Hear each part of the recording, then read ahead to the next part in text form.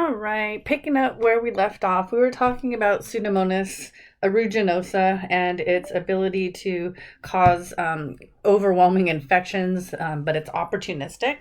And one of the organisms that can cause really severe problems in burn patients, that is shown here, but it's also one of the organisms that people in the ICU are worried about. So that's why one of the reasons why you can't bring things like cut flowers into the ICU, because of this organism is definitely going to be present on such items because it's an environmental organism. All right, moving on. If it'll change slides. No. Okay. So we're going to talk for a minute about Rocky Mountain spotted fever. This is not an organism or an infection you see much in California unless somebody has visited from some other area, and you'll see the little map in the United States on where you see that concentration. Now, this particular organism has a funny name, Rickettsia rickettsii, and it's a bacteria that does go intracellular, and it's transmitted by the bite of an infected tick. So, biological vector, a tick. Okay, so this organism does not get killed by phagocytes, and the organism can actually multiply and break out, and the disease is due to damage to the blood vessels, and that's really the characteristic rash. So can you see the rash that is covering all over the individual? This is the characteristic sign of the disease, and the little hemorrhages that you see are what looks like a rash. So these are little micro hemorrhaging in the blood vessels that's happening throughout the body, visible on the skin. And so because you're seeing this hemorrhaging occurring systemically, kidneys and other organs may fail. And about 5% of individuals die from the infection. Secondary infections are common. It can be treated with antimicrobials if caught in time. Okay, so it's a non-itchy spotted rash on the trunk and in appendages, and it's because of these little hemorrhages, which we'll see in other conditions as well. But these little hemorrhages, let me see if I can spell it right, petechiae.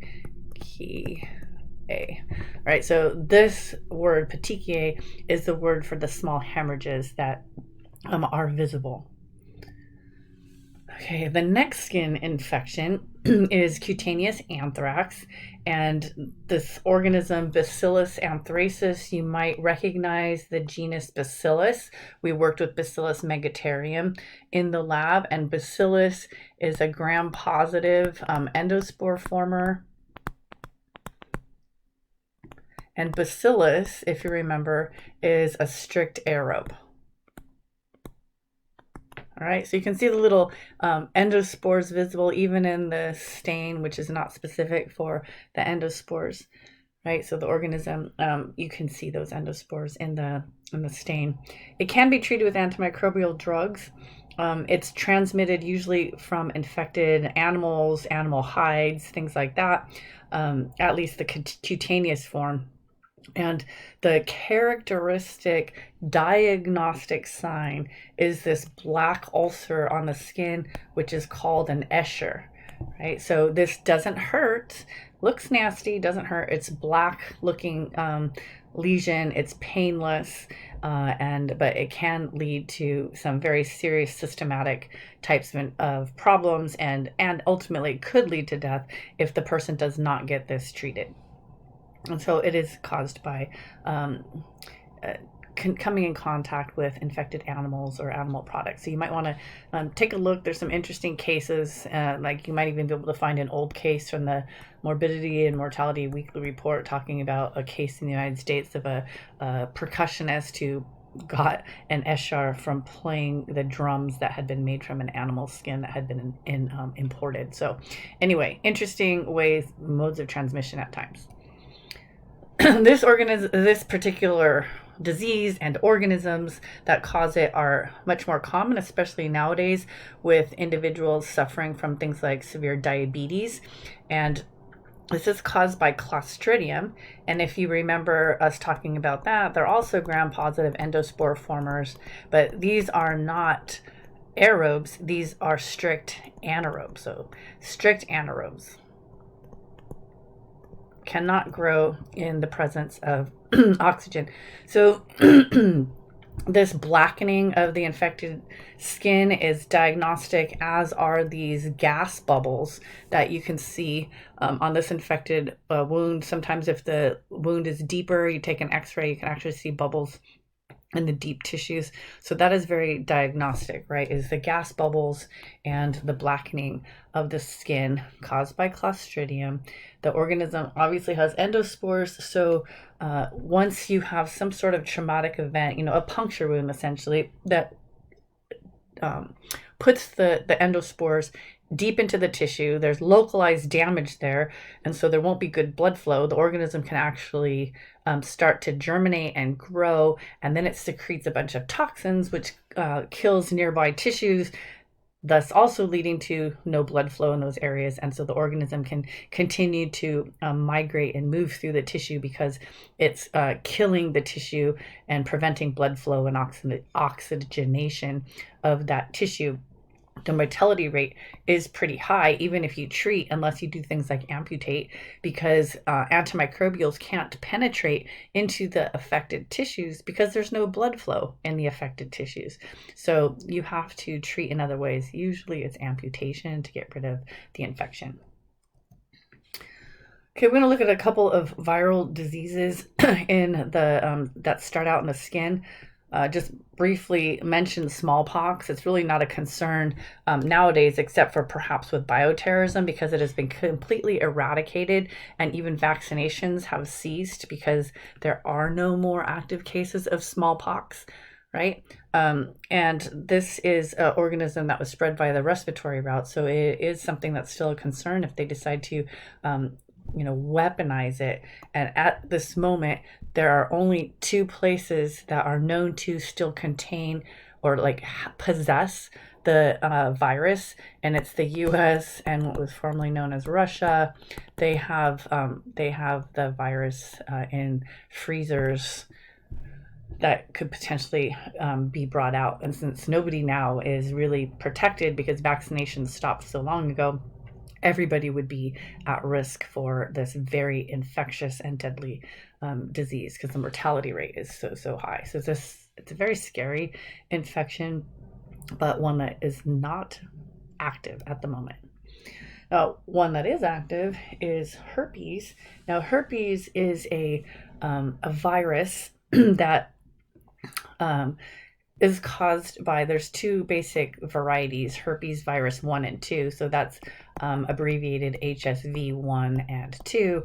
And on the skin, we can have infections that appear on the hands, the extremities. These are very painful lesions. They are excreting virus, so they are contagious if they get it.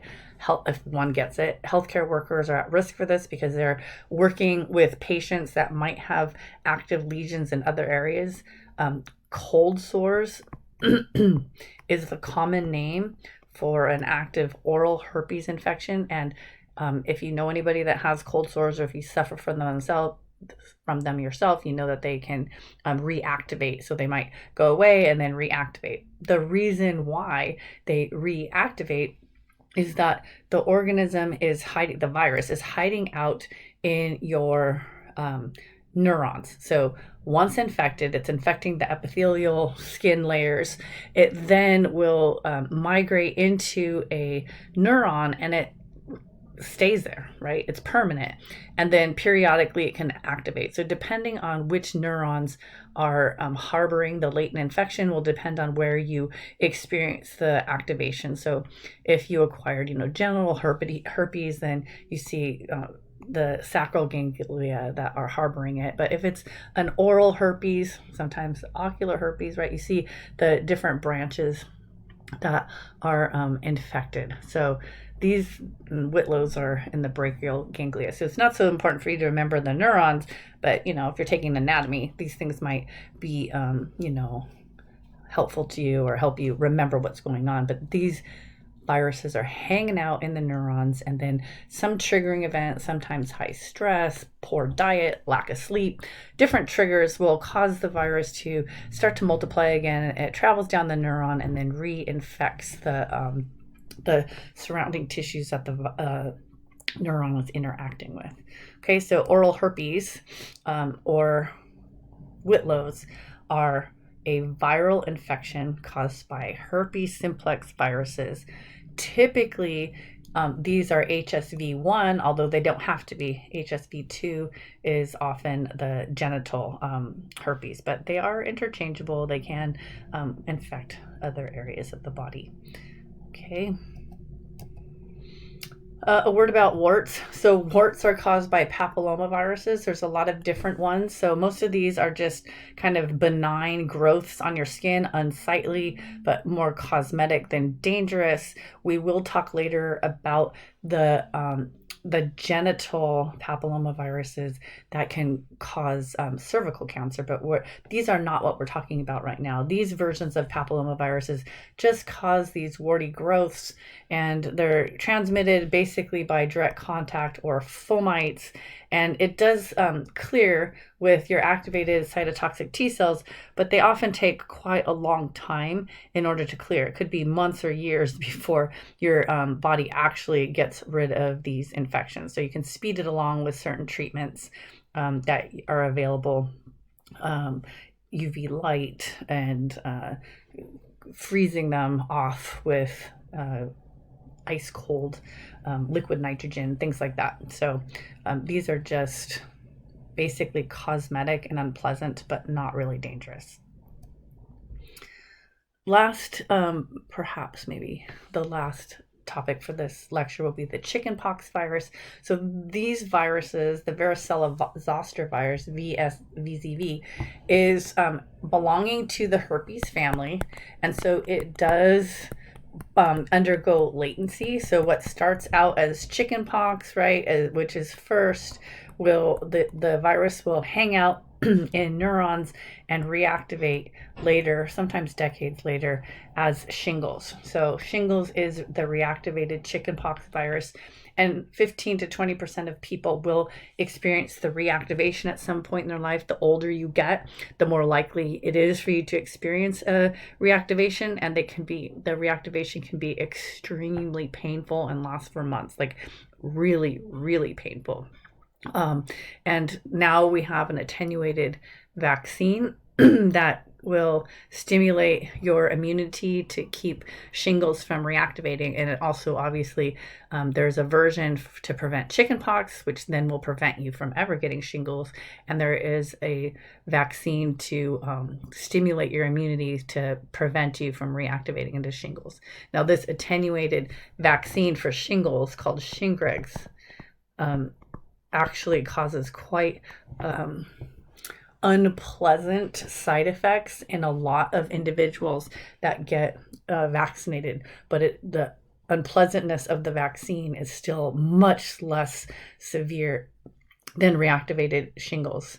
I did get the Shingrix vaccine. I did experience the side effects. They were very unpleasant, but they only lasted for a day. I felt horrible for a day, but got over it. So didn't really want to experience the Shingrix vaccine again, but I definitely don't want to experience shingles, so probably worth it.